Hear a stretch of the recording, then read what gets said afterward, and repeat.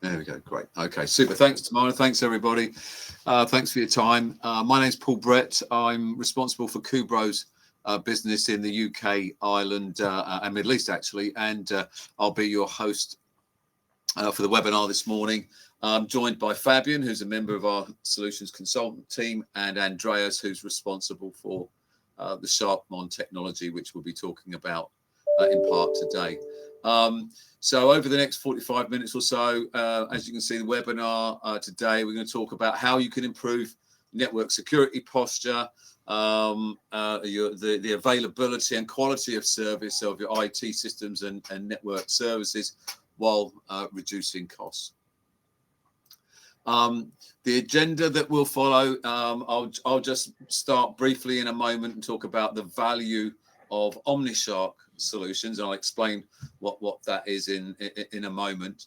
And then Fabian and Andreas actually will cover the majority of the webinar today. We'll talk about the functions, capability, and the technical value of the OmniShark solution.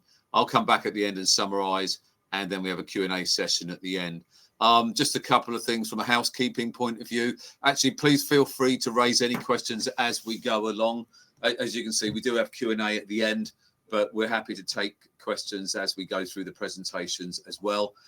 We will also be posting a number of polls, which are just some questions we'd appreciate your insight and feedback on.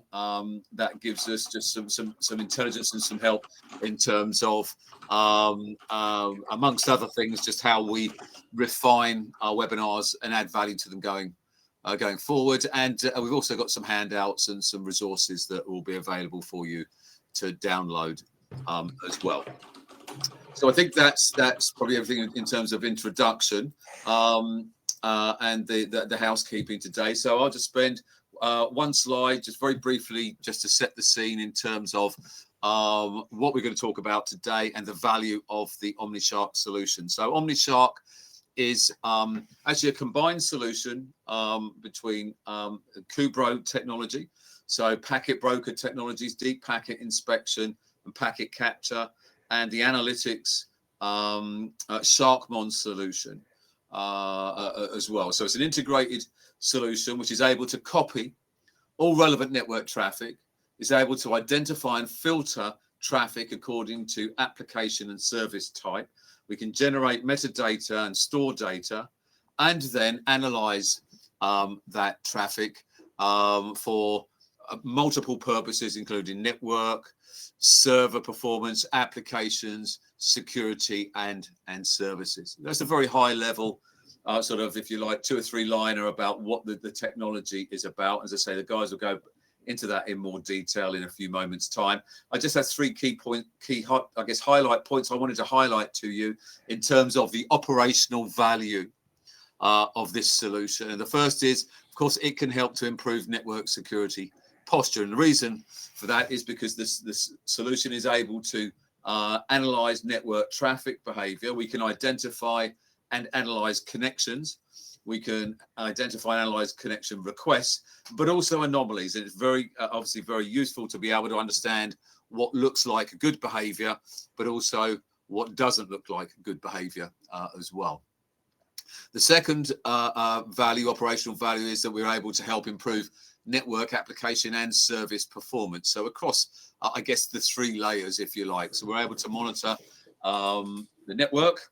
We're able to monitor the network, the infrastructure, including servers, as well as the applications themselves. And we can monitor those in terms of availability, correctness, so are they functioning correctly, and from a security point of view. Then the third and final high-level operational value is that our solution is able to maximize the network service uptime.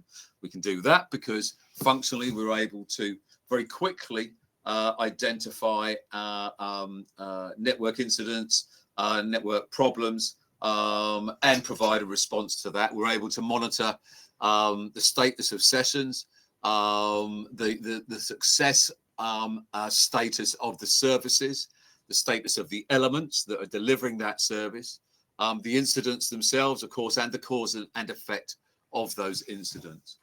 And we're also able to automate some of that analysis process, which reduces the risk of error in that identification process, but also speeds up and accelerates the process to be able to identify and resolve network service and application problems.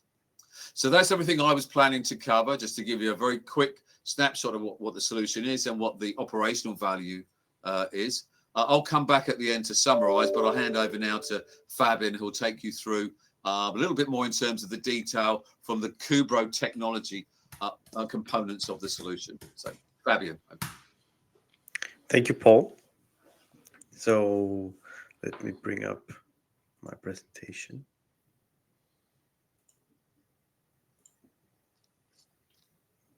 So, yeah, thanks everybody for joining.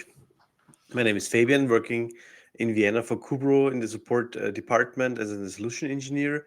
And today I want to talk with you about the OmniShark solution, including Cubro technology and TPI services, and the very well-known Sharkmon app of interview networks covered then by Andreas. So what we are talking about, I will explain OmniShark of the components, what is the benefit that Cubro brings to the data preparation that Sharkmon then at the end gets used of it. We will see how the hardware components look like, what technology is used, some of the use cases we go through, and then we jump onto the demo with Andreas to explain Sharkmon. So the cost of security and performance monitoring is heavily influenced by bandwidth usage, and it becomes more challenging with the increased volume of daily traffic. So, however, it's important to note that the majority of this traffic growth is typically not as sensitive traffic, but rather on bandwidth intense activities, such as video streaming and social media usage, which together account over like 70% of total traffic. These bandwidth intense activities can overload monitoring tools and drive costs. Filtering traffic may seem like a viable option then, but it often results in increased costs since the filter appliance is typically more complex and expensive than the actual monitoring tool itself. So additional filtering traffic can sometimes result in significant information being missed. So you want to see everything in the first glance, but we come back to that theme in a moment. Cubro has introduced a solution that combines all necessary features. So the information overload occurs that excessive data hampers decision making. In network monitoring, this is a growing challenge due to the rapid increase in bandwidth. So here it comes into place that you may want to see everything, but we just give you the relevant information, what you need to see to decide on if something is bad or something is good. So we show you not everything, but the relevant data that in that moment helps you to identify problems at the end of the day. So what are the components of OmniShark? Typically a server-based solution. So we're using high performance servers that are scalable depending on the bandwidth for each of your customers. The servers can be scaled in the performance with the Cubro SmartNIC technology, which is used for the TPI detection. And we use Napatech NIC cards for capturing traffic. The captured traffic is then used to generate the KPIs in Sharkmon itself.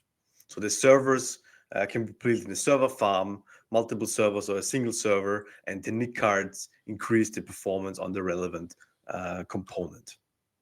The components are in these three hard columns. So we have Custos, which is the TPI platform, giving us bandwidth statistics of subscribers and applications, or users and applications.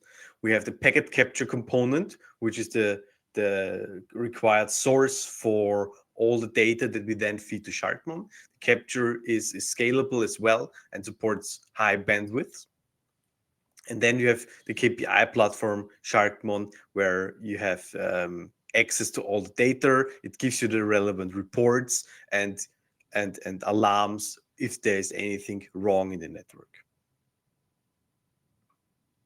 What are the key values of the OmniShark solution? Is first of all, you can generate security and performance reports for the management level.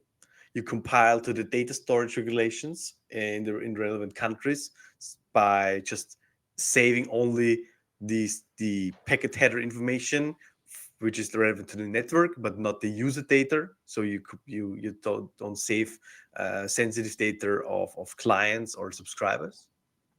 You measure the applications of the endpoints. You combine network visibility with endpoint monitoring. It also is including the point below, aggregate NetFlow and SNMP data. So we want to combine the endpoint logs and statistics with the actual network traffic to have a more relevant meaning about a issue between a user and a server, actually. So if a service is actively not accessible or it is accessible, depending on the actual issue. And we have, of course, the automatic application detection information that we can use for relevant for multiple use cases at the end. A small overview of Custos. So Custos is developed by Cubro itself. It is our DPI platform using the DPI technology. What does it give us? It gives us a three-dimensional information about the client application bandwidth information over time. So we have general service statistics. Over 4,000 services and footprints can be detected. We have notifications that alarm when a certain bandwidth of an application is triggered or a bad application is there. We have traffic bandwidth statistics in general, per subscriber, per client, or per application. The active network scanning tool is very important, that you compare all the information of the network passively by checking still the availability of the network actively by an inventory scan or by a speed test. You can export all the data either via an CSV export for the very moment, or a general on the fly export via any transport mechanism like Kafka.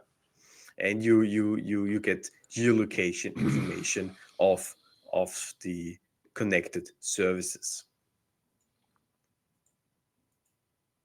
Where is Custos deployed? I said before, it is on the server based. The DPI is mainly done by the Cubro NIC card, and it is running on the server for high scalability, but it can also be deployed on certain Cubro packet brokers in the portfolio, like the Omni 120, giving us a single box solution of a packet broker that has the raw capability of traffic filtering and reducing the traffic, then having DPI analytics on the box, which then gives us again a layer 7 point of view to reduce the load that we are then forwarding to the capture and Sharkmon appliance. So we can reduce the traffic to really the relevant part and removing the high bandwidth OTT applications.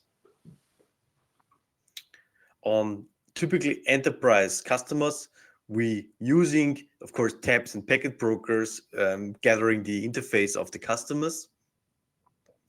Then we are using DPI with Custos to give us the high level information of what is used in the network. We are having the packet capture appliance, saving the relevant, storing the relevant data, and then Sharkmon is pulling the traffic from the packet capture and thus on the fly statistics and the reports. On the mobile network, we have the same scalability or the same structure. additionally, we can use the network information of the mobile core itself on the signaling platform to enrich all of our data, especially the DPI data, with the subscriber information, meaning the MSISDN or IMSI of the phone itself or the cell information. So where in which area of the country specific applications are more or less used. So this we can enrich, and of course we can also enrich this subscriber data with the captured data or the KPIs of Sharkmon. Then enough spoken about the other platforms. Now we want to speak about Sharkmon. Who is using Sharkmon? What is the usage of it? And therefore, I would like to cover it by Andreas. So, Andreas, please go on. Thank you so much.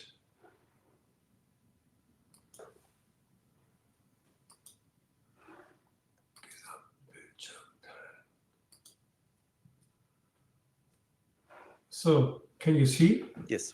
My screen? Okay. Yes, hello, good afternoon, or good morning, or good evening, however the time is.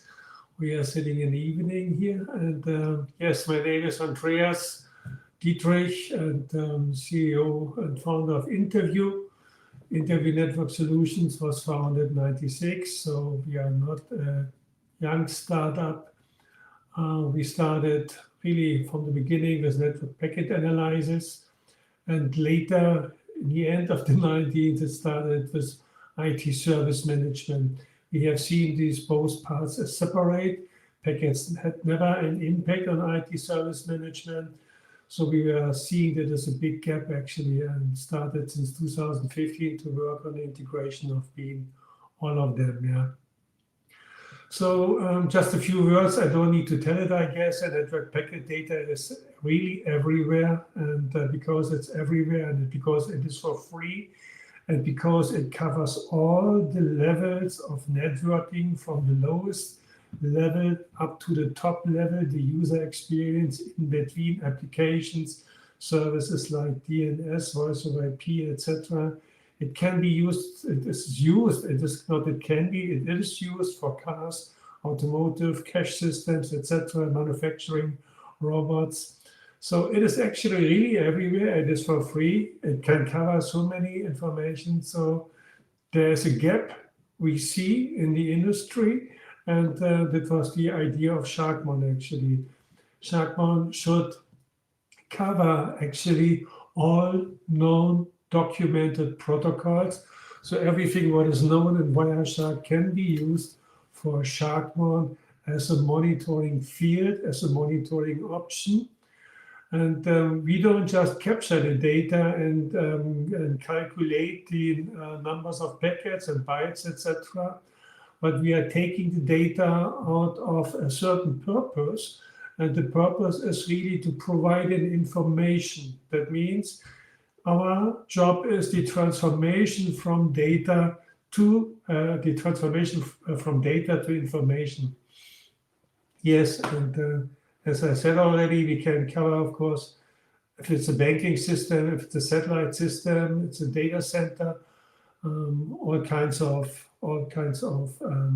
objects of communication, and we were providing the view, which is possible performance, availability, correctness, security, etc. Yeah. So for correctness, for example, we're collecting the codes in the data. We can also collect the timings from protocols, etc. So we can really provide a deep and wide view on the system, actually. Yes, monitoring is for understanding. We are seeing quite often that network packets are used in many companies, but not for monitoring, but for on-demand analysis, actually. But it should be used for monitoring, because monitoring the process is really to reduce and detect very fast, actually, what was happening, when, where, who was causing the stuff, and what and how was the process.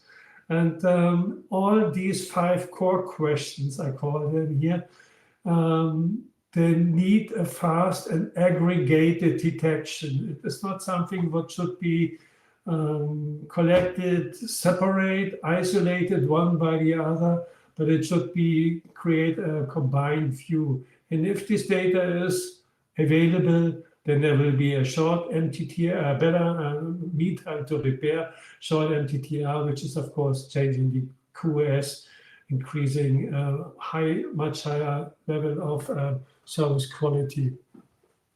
So what we are seeing outside actually in the world is that there was a little bit of change actually last year, focusing a lot of logs and agents. There have been some reasons actually. And we are seeing, of course, also agents and logs very valuable. It's not that we are saying you should have packet that can cover it all. There should be an aggregation of all these different data sources. Agents and logs are, I call them this, are the egoistic data. It's a single element. So the systems where the agents are running, the logs are running, we get the information about the systems actually only. And packet is always session-based. That means that someone is standing in the middle and listening when someone is talking to someone else. And the guy in the middle knows everything what was talked and how good was the conversation. And that's the idea of packet analysis, actually. So was the combination clear, the conversation? Was it understandable from each side? How was the timing, etc.? So this information can be provided by packets, and the combined view of agents, logs, packets all together can really increase the service quality a lot. The PA story with packets is, of course, a huge challenge. It's not, it is a huge challenge. Trillions, I will not say the endless number of packets actually. It's in a huge pot, and in this huge pot, there's everything included. If there is a security attack, if it is performance issue, if there's whatever it is actually, about each services using communications, that's all included in the packets, but only a fraction of these many packets is actually analyzed there. Quite often, as I said already, it is on demand. So someone is saying, hey, please go back here at 6:25, there we had an issue, get the pickups and check it by yourself actually. And because only just a fraction is analyzed, it is an open door for all kinds of incidents, of course. The problem, what we are seeing quite often in many companies, it is there is a gap between the monitoring, there's a gap between what is the reality in the infrastructure. It happens quite often that users are complaining and the network management does not know anything about it. So we are seeing here an example, user is sending a request, no reply, he is retransmitting the request, he transmits it again, and then at the end he's creating a ticket, a support ticket. So that means support is saying, okay, we have an issue, network management does not know anything about it. And it is a public information, it's not my invention. 60 to 80% of network issues are actually detected and reported by end users rather than automated monitoring systems. And of course, the gaps are clear. There's not covered by monitoring infrastructure. And quite often there's a certain lack of tools, of course. So what we are seeing, we see this gap, and we see also a delay. Yeah, that means we have seen, of course, with customers, issues, they are open for 2 days, and they are a disaster for the company, and they lose huge amount of money because it is not an automation process from the source to the result, actually. Quite often it's manual, there we have a packet broker, there's a capture system, petabytes of data, and then maybe days later there's a manual decision by the engineering, hey, we have to go back and we have to collect this data, we have to run the manual analysis process, and then we will get some results. Of course, that is taking time. And the idea is of course, of Sharkmon also to automate this process. That means these fields, which could be analyzed by Wireshark, they can also be analyzed by Sharkmon. They can be identified, incidents, thresholds, anomalies, alerts, etc. It is a much, much faster solving of issues, of incidents. Yes, and a much better use of time. So yes, just a quickie here. 5 minutes of data. Of course, what we know also, many large companies, they don't have hundreds of Wireshark engineers. Maybe there are 1 or 2 or 3 of them, and they are busy with them. So when they have a 5-minute capture file, maybe they use quite often 2 hours of analysis for this. That's a very normal process. Sharkmon is the opposite. Yeah, 2 hours of data is done in 5-minute analysis, and that should help a lot. So what is the process here and what is the idea actually? Yeah, we are getting the packet data. We get them from different sources. I will show quickly later. It can be an automated process, can be a manual process.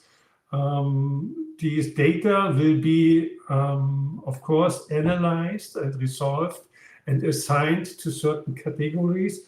We are seeing here network, application, infrastructure, security, but could be, it is user definable, it could be much more. It could be manufacturing, it could be whatever actually. Yeah. And these categories which we are seeing there, this is actually part of the dashboard. Here we are seeing the network stuff, the application, the security, infrastructure, and each of these categories is getting such an area here on the time chart. So the idea is really to create a process quite easy immediately to see what happened actually, when did it happen. We are seeing the high peak here, who was causing it, where it's coming from, and what is the precise profile actually of the issue of the incident that was detected here. And these are some of the aspects of Sharkmon also. I think we believe that the most important aspect is the indexing aspect. It is not, there exist hundreds of thousands of possible protocol fields. Nobody can know it, it's impossible. So it's required a system which is really showing quickly and fast, not necessarily the defined metric, the raw value, but just giving a hint. Here it is yellow, here it is red, and here this is the metric which is responsible for this. And to showing this, we are calling this indexing. So here we are indexing the categories. That means these are the technical areas actually. Can be also organizational areas. Yes, we are showing it over time, I told already, but we are also indexing each session or each conversation actually. Yeah? That means we can see what is the quality of the conversation from A to B, and which of these matrices are actually impacting the session here. So here we are seeing connection issues, for example, and they are impacting the health of the conversation. Indexing allows actually almost in the IT to work with Sharkmon. Yes, but we have also incidents, of course. That means threshold was exceeded. So that means if it's codes or codes were detected which should not be. Values we have seen, timing values which should not be exactly. So there could be incidents actually, critical warnings. We have 2 levels here, and it can cause alerts and emails, of course. And what we are starting now since several times is really going into the anomaly, because the anomaly can show a correlation between totally different metrics. Yeah? For example, if there is a networking issue and if there is an application issue, it may be totally different metrics, but the anomaly can show that both of these metrics have, like here, have a high value. This is the anomaly value, not the raw data value. Yeah. So then it's possible to identify very quickly a possible correlation and of such metrics. The perspective what we are talking about is actually what that was the idea, what I have seen so often at customers. There's a customer, then there's an incident, there are security people sitting here, the networking people, the people from the infrastructure, the people from the server, from the applications. And each of them has a separate tool and showing their data. Quite often they say everything is green on my side there. The idea of this dashboard, of this table here, is this dashboard actually what we're seeing here. We can have here 4, 5, 6, or however categories which are relevant for the customer. And each of these departments here can get an own category actually. So Sharkmon should really help to solve issues fast and provide the information fast to the responsible person. So that is also what we are seeing here. Sharkmon is not something for nerds, for engineering also. It is for them also because we can go as deep as possible, but also the CTO can say, hey, here's 83%, something is wrong with our service here, what's the problem? Service management can say, yes, we have a network issue here, yeah? And from engineering network management, I can go as deep as possible and can show actually whatever was the problem, whatever was causing the incident here.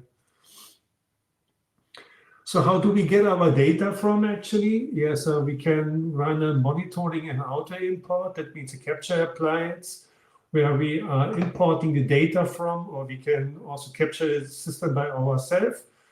That means it can be an appliance capturing data, but we can also import data from remote data sources. It can be a remote data source, a remote capture appliance, or it can be also a server running a TCP dump ring buffer. Yeah, that means we have on our own system, we are running a TCP dump ring buffer actually over months and years. And maybe we have collected, I think, some 100,000 pcap files all the time actually. And this is providing us as constant data for monitoring here.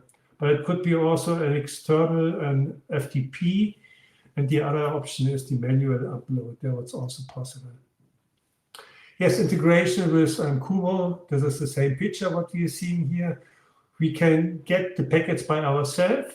We are capturing them and providing the analysis. Or as Fabian was mentioning, also they have a capture unit, yeah, which is high-end capturing. Getting the packets from the Cubro broker, and we are actually via API importing the relevant data, filtered data, relevant data into Sharkmon. And the third option, what we have is custos, that means the metadata from the packet broker could be imported, and we can combine totally different data here. In Slick is this actually not part of today's story. That means it is an integration of pickup data, of custos data, of agent data, and of log data, for example.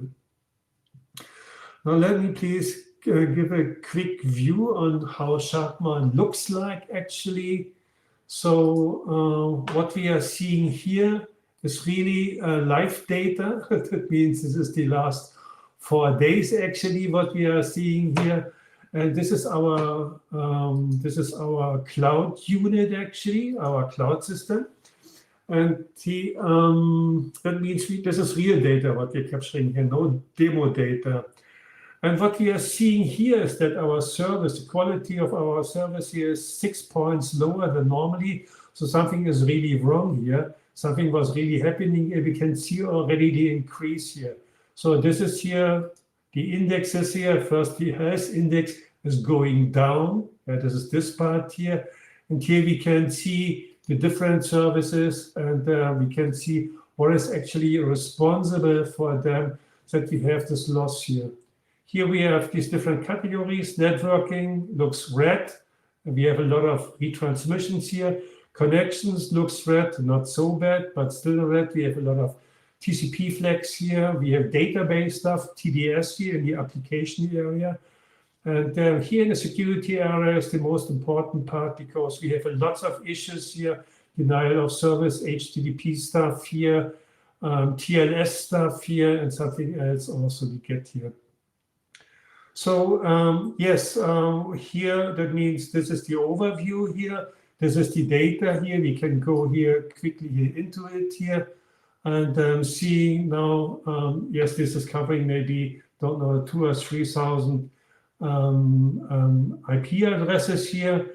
We are collecting here each session actually, and we are grouping these sessions everywhere. I'm opening up here, then I'm seeing here that my friends from China here, they love to talk with me. We don't know them so good. And we can also identify quite easily what is the behavior actually, what his friends are talking here. So we are seeing here, this is a typical denial of service attack here. We are seeing that these guys here sending a lot of DOS syncs, 2,000 DOS syncs here on a certain time here. And these DOS syncs, they get replied by a server, but because they're not confirmed by the attacker, then that's why the server needs to retransmit these DOS syncs actually here. And we are seeing that the lowest one, the red one here, is actually the final confirmation. And if this is not final confirmed, the session setup process, that means that these DOS things are actually occupying the server, occupying the resources, and that's the normal behavior here. So yes, what we can do here, that was the story here. We are seeing what is wrong. We are seeing the process, the overview. We are seeing who is doing it actually, yeah. And we can also going a little bit deeper here, for example. We can check out here the HTTP stuff here. And here we see, because that these attackers are talking over HTTP, over TLS, and we are seeing here what requests they are sending actually. And this is just normal phishing stuff here. So that was the quick view here. I have to stop now, I think here, just showing you this day view, what you have just seen here. This is the engineering view. This is using the same data, exactly the same data, but with a totally different view, the green view, because it could be an SLA view. Yeah. So what I want to show is here, we have the raw data view, but you can create on the same data different views. And this view says from the SLA perspective, user experience, performance, availability, and capacity, everything is actually green. We had some issues here with user experience, etc. And but actually it is green. Yeah. This was the story here, and here just to tell you that we can also go here deep into other stuff here. We are showing here database stuff here, TDS issues, TDS results. That was a customer issue, customer incident. They were sending us the pcap files here. And here we have here some 100 pcap files here. And we can quite easily identify that HTTP 400 issues were causing TDS resets. And this TDS reset made that this application was not working proper. So I think I finished now and can get back. If there's still any question, I think it's just a quick summary about Sharkmon. Everything what you see here, as I said, we have here different metrics here. We have here, you can see here, we have something like 200 metrics here for the network, connection, application, etc. Each of these metrics can be easily created by user itself. So that means this application, the solution is totally dynamic and is open for extended for user requirements. That was the idea of Sharkmon. And now I will give back to Tamara. Sorry. Oh, Fabian, sorry, yeah. Thank you, Andreas. There was some questions, but let them discuss it in the Q&A session at the end. So I will just bring up some frequently asked questions from previous customers and partners. So we're just going through it. How many instances of OmniShark and what is the overall packet flow? So speaking about the single site and multi-site concept, we support single and multi-site. So the single site is clear, one server on a central site and having everything on one. But we can also share everything to over smaller sites to a bigger site where you just have one central location to collect all the data. So this is supported for all the components within the OmniShark solution. What is the capacity? This is a very difficult question to answer because depending on where you look at, since we have typically packet brokers, there is not really a limit that we can support. This depends on the packet broker itself, of course, and the real throughput of Custos or of Sharkmon. This can be typically scaled by hardware clustering. So there's not really a bandwidth limitation that we can point to and that we can transmit. What is the maximum number of flows per session? This is also to say that splitting it into multiple parts. The Custos itself with DPI doesn't care about flows or sessions at all, but this doesn't matter because we have a time window based aggregation concept, and there the limitation, if you want to drill it down, is the number of clients per time window, and that is 50,000 hosts per time window. And Sharkmon, since Sharkmon is doing it over the PCAPs, there is not a flow or session limit there. It's just, let's say, a limit on how many PCAP files can you analyze in the time, and this is depending on the hardware resources. So again, you can counter it with resources. What is the maximum PCAP file size that we can produce in our solution with the capturing? It is basically designed that you have a constant capturing of the traffic, not saving it as PCAP files, but just saving it binarily. Whenever you want to create a PCAP file, this can be done. So exporting the traffic and then saving it as a PCAP file. Sharkmon typically pulls regularly PCAP files each minute, 5 minutes, 15 minutes, whatever. And there the limit of a PCAP file is 50 gigabyte. Okay, so not bigger. So you need to choose the time relevant that the PCAP file is smaller than 50 gigabytes in this term. And what is the capacity of the KPI production? So how many KPIs can be support? And there's the simple answer: as many as you need, basically. So we have all the metrics.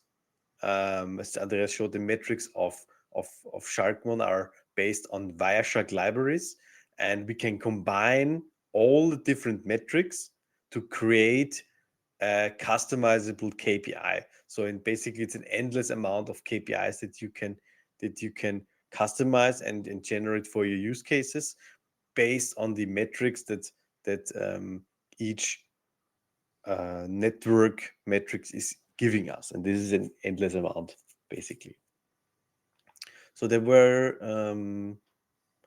we'll give over to Paul to close the session, and then we have the Q&A.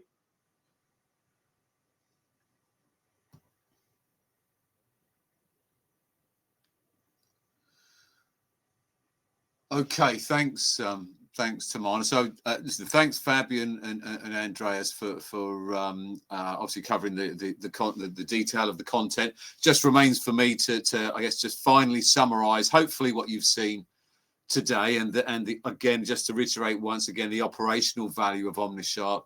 That is that it helps to reduce costs, but at the same time improve network security posture. It'll help you to improve network application and service performance, and all of those elements involved in delivering services to either internal or external customers. And of course, finally, we can help to maximize network service performance, and I should say uptime as well. So reducing that incident of service affecting incidents, and maximizing the uptime of the service and the network. So that's everything in terms of summary. I think we move now to Q&A. I noticed, and as you mentioned, Fabian, there have been a number of questions through the session, through the chat, and there was a couple of interesting points there, wasn't it? I think Bill had asked if we supported ER-SPAN, which we do. Was there any other particular interesting? Yes, there was one open question: is how far back are you recommending retrospective analysis? 1 week, 1 month, 6 months, or beyond? So, Andreas, maybe you can point that out. And my thinking is that Sharkmon, of course, concentrates on the errors at the moment, but of course keeps an history what has been done. But what is your feedback on that question? Yes, I mean, the changes, of course, we are analyzing the packets. Can I talk? Yes.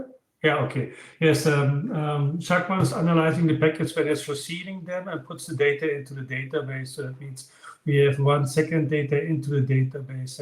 So, and of course, then is it very important to go back? This is a very good question, actually, because anomaly needs a history of data. Yeah? You cannot show a deviation if you don't have history data. Actually, anomaly detection is comparing what data is right now receiving compared to the average of history. So yes, all data is important, but if it, for example, if there is an issue, pick up data from 6 months old, you can still use the manual upload to upload such pickup files into the system and can run the analysis. And historical analysis for me, it's always very important, I think. Yeah. There's one new question, Andreas. From packets, what is the percentage reduction from packet size to metadata in the database?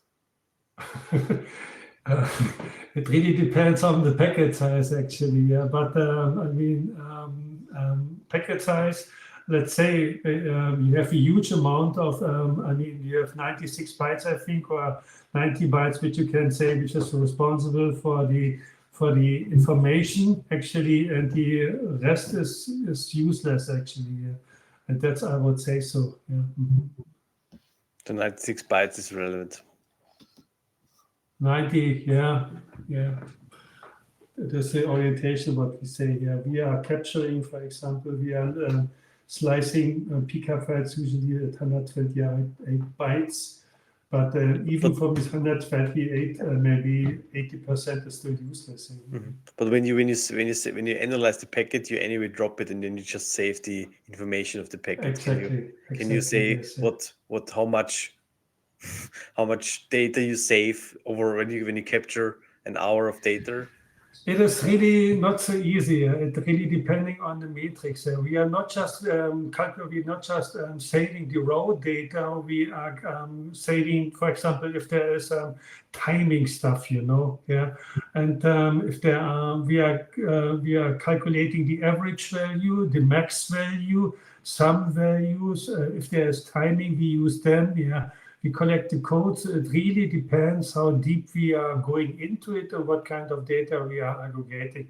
But of course, I think it is 1 to 1,000 or something like this, I would say. If that means 1 terabyte of data, might be, but I cannot say it precise. I can just estimate it, yeah. 1 to 100 or 1 to 100 or 1 to 1,000, something like this, something in between. Sorry, fair enough, yes. No precise number.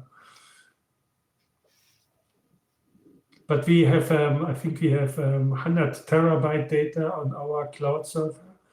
And I think we have less than 1 terabyte database.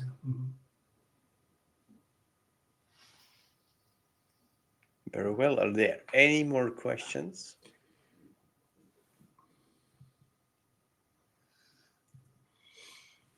Okay. I think but if there are no other questions, I guess it just remains to thank you once again for your time in attending today. We do appreciate it. Hope you have a good rest of your day. And thanks again. Hopefully see you at the next webinar. Thanks very much. Thank you. Thank Have you a nice too. evening. Thank you Have a nice all. day. Yes, have a good day. Bye-bye.